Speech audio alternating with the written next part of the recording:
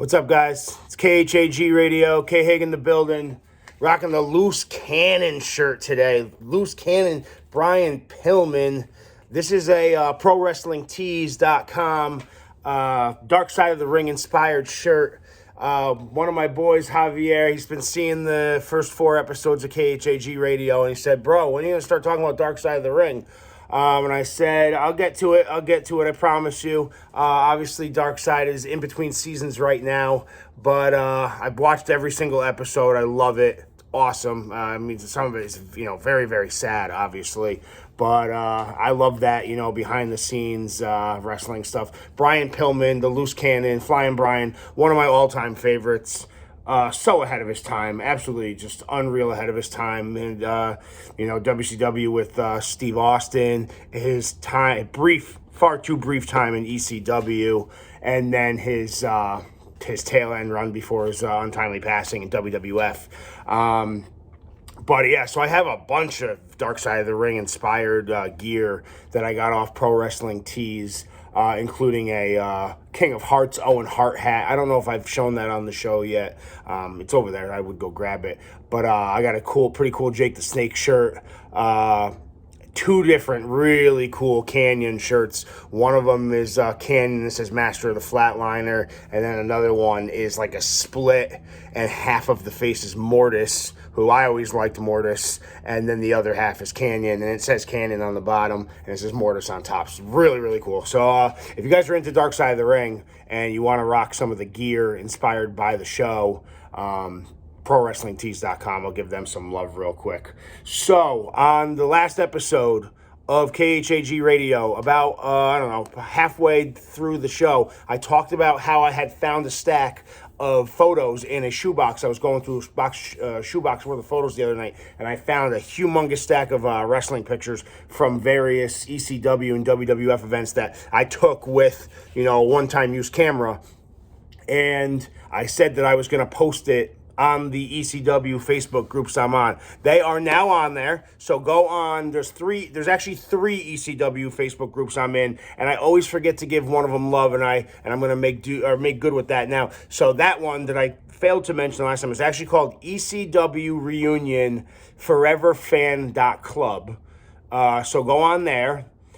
Strictly Extreme ECW, and then ECW Forever Hardcore. Those are the 3 Facebook groups that are devoted to ECW that I'm in on Facebook. I've posted I think there's like 32 pictures of various ECW events and ECW related events. There's pictures of the Sandman, there's pictures of RVD, there's pictures of Taka Michinoku in ECW, the Pitbulls, Sid, Dawn Marie, Raven,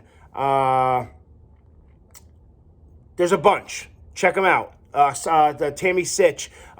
Just a bunch of different. Most of them are from Hardcore Heaven 99 in Poughkeepsie.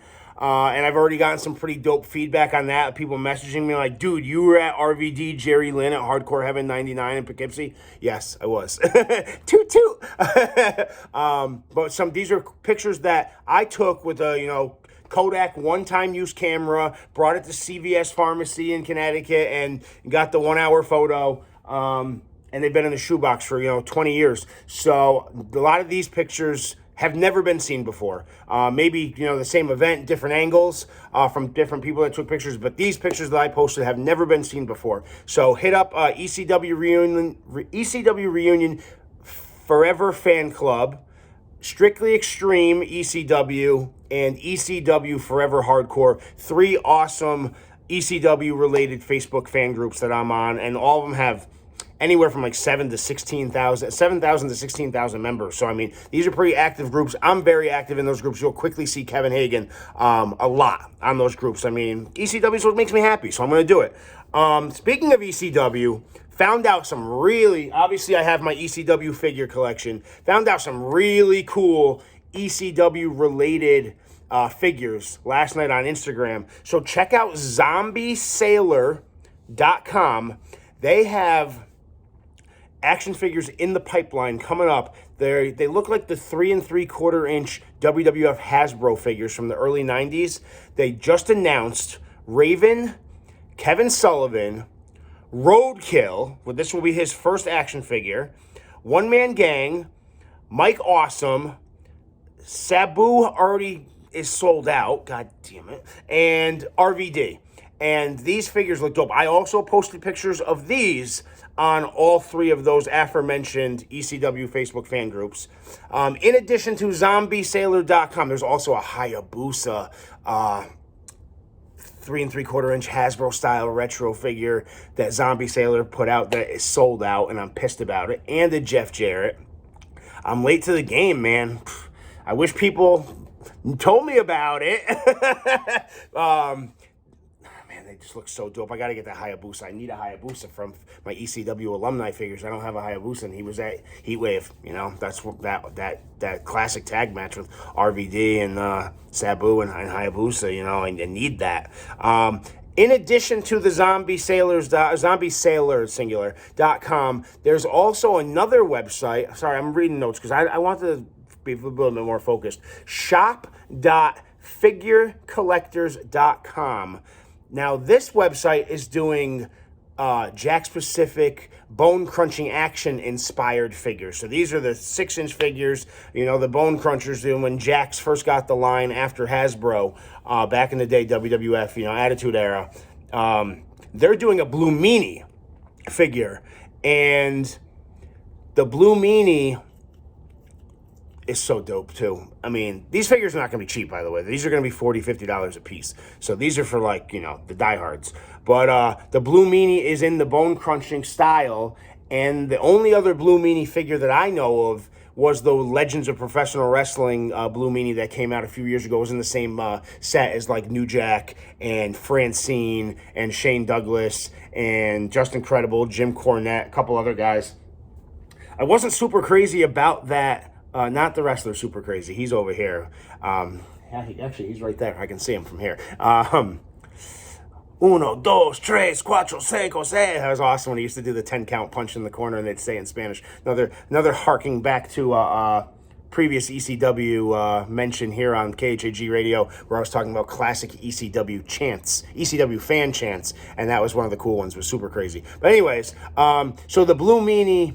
There was a Blue Meanie figure in the Legends of Professional Wrestling, which I was not super crazy about. It was okay. This one is pretty dope. It's a Jack's bone crunching style. So, I mean, it's not, you know, it's not an elite, it's not an ultimate edition or anything, but it's a pretty dope Blue Meanie figure. So check that out. Shop.figurecollectors.com. Now that I'm reading my notes, the Hayabusa might have been on figurecollectors.com, but it's sold out regardless.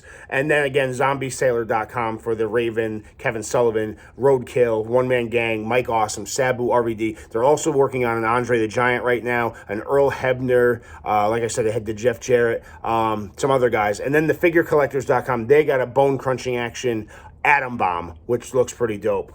So, continuing the ECW love, I don't know, it has since been shared on those 3 Facebook groups, not by me. Somebody else posted it. But Shane Douglas, the franchise, who I popped. I marked out when I went to an indie wrestling event at Tribus Brewing in Milford, Connecticut.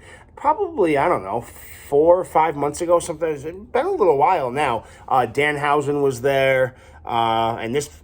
I knew of him, but I hadn't really started watching his videos yet. I wish I got a picture with him. But, so the opening match, one of the indie guys, I forget his name, but he comes out and he starts cutting a promo saying he took all his time coming to this piece of shit town, and he finds out last minute his opponent canceled. So I don't know if that part was a work or if that part was a shoot as far as the person had canceled, but the promoter came out and cut a promo on the heel wrestler, and he said, I always have a plan B.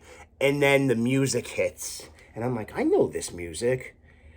And then out comes the franchise, Shane Douglas. And I'm wearing my ECW hat that I'm wearing right now.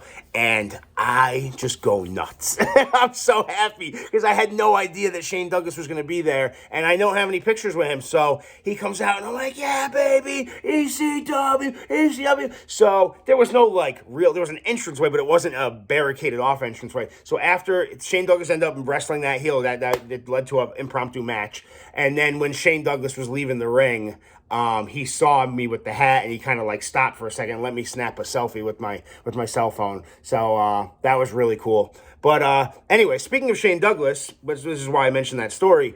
So Shane Douglas has a YouTube show that I didn't know about, and it's called Appalachian Expose.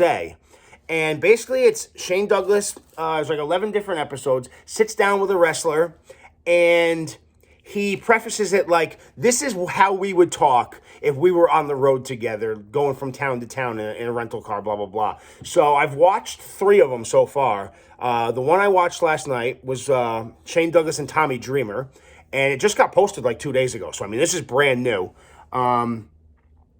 Really cool. Really, really cool. Dreamer talking about, coming up in Yonkers and training.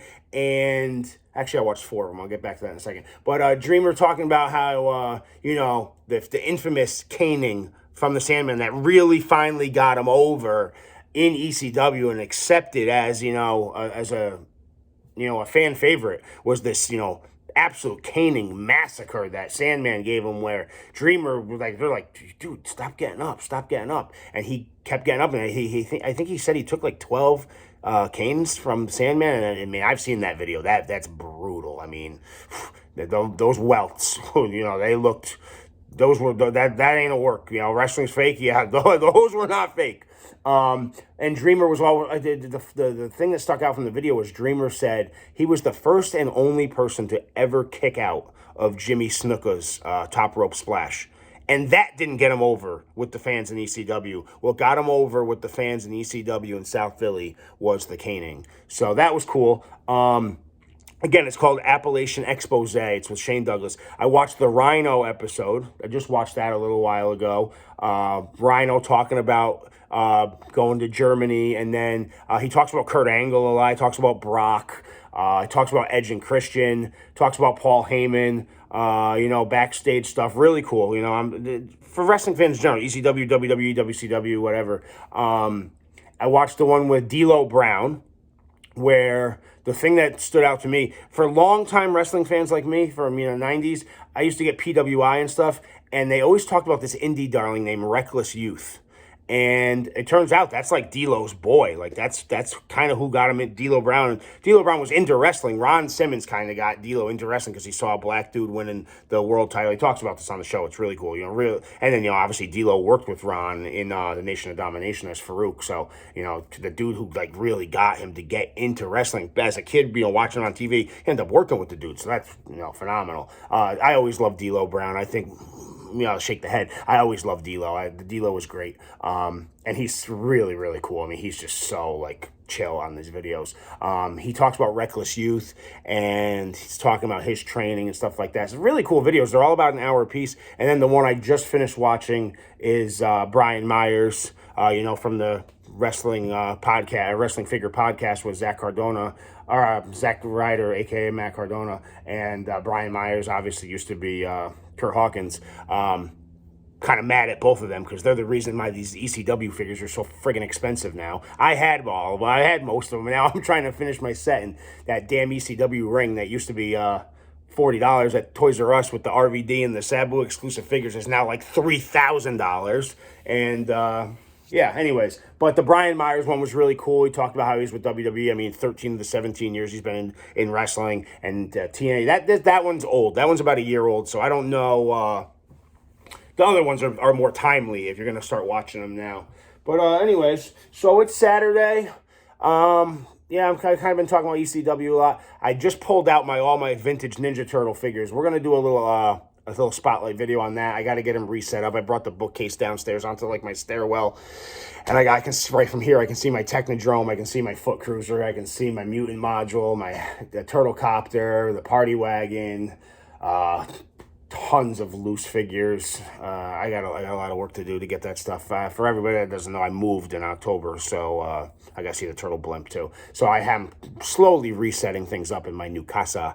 So anyways, happy Saturday, guys. Thanks for checking out KHAG Radio. As always, this is episode 5. I That's the bottom line, because Stone Cold said so. This picture I got signed in person. My uncle, one of his friends in Pittsburgh, knew where they were going to be staying. This is January 98. This is before Austin even won the WWF title for the first time. He hadn't even won the Rumble yet to get the title shot. He was staying at the Holiday Inn in Moon Township, which is near the Pittsburgh International Airport. And my uncle, I don't know how I got the 8x10. That's an official 8x10 with the WWF logo in it. But got a picture with him.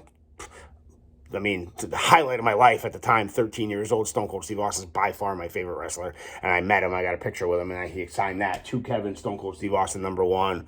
This is a pretty cool, this was like one of those internet figures from Toys R Us. It was called like Wired or something. And it's, it used to talk, and you could plug it into the internet back in the day, probably dial up at that point. But, anyway, so yeah, that's the bottom line, because Stone Cold Steve Austin said so. So anyways, guys, KHAG Radio, episode 5 in the books. This will be up on YouTube shortly. And check out those ECW groups on Facebook. Check out those 2 independent action figure companies I talked about with the ECW-inspired figures and some other wrestling legends. And check out Appalachian Expose with Shane Douglas. All right, guys? Peace.